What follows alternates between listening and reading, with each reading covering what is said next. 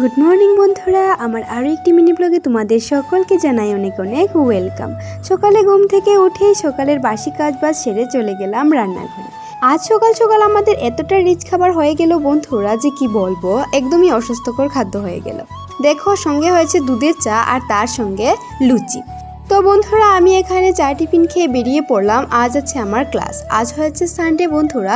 তো ভেবেছিলাম সানডেতে অনেকগুলি কাজ করব, কিন্তু সেই মতো আর হয়ে উঠলো না।